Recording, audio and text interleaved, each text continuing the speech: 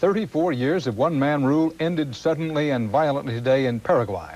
An army general overthrew President Alfredo Stroessner and ordered him out of the country.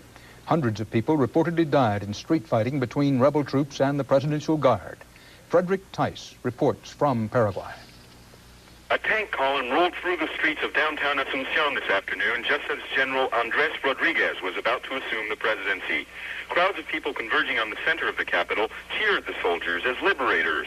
"We have waited 34 years for this," said one woman. "We feel free now, and we're looking forward to democracy."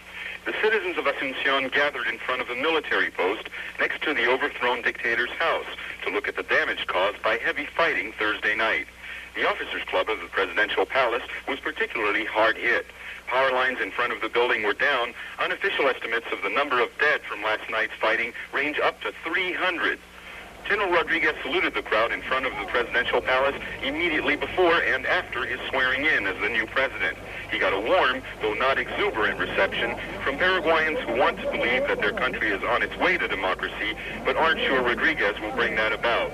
Frederick Tice, CBS News, Asunción.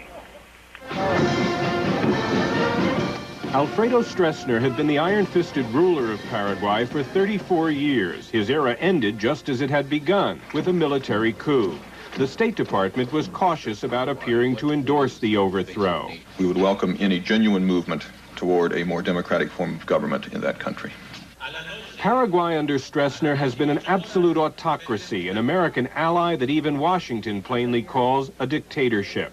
It gained an unsavory reputation as a refuge for foreign despots and fugitive Nazis. Joseph Mengele, the most notorious, a haven for smugglers and drug traffickers, and one of the world's most repressive regimes.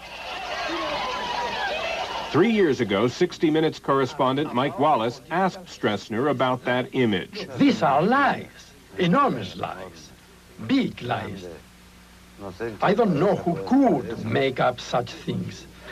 I have a healthy mind and a clean soul. You are not a dictator. In no way. Though he made Paraguay an economic showcase, the social cost was high, and the strain was clear in recent years as Stroessner aged and his opposition grew more outspoken. The economy was better than almost all of Latin America. But what suffered was freedom of speech and basic human rights. It is a good day to celebrate when Stroessner is out. Power formally changed hands this afternoon as General Andrés Rodriguez was sworn in as president. Paraguay has now lost its most pervasive personality, but there's a legacy and a memory not easily erased. Richard Roth, CBS News, New York.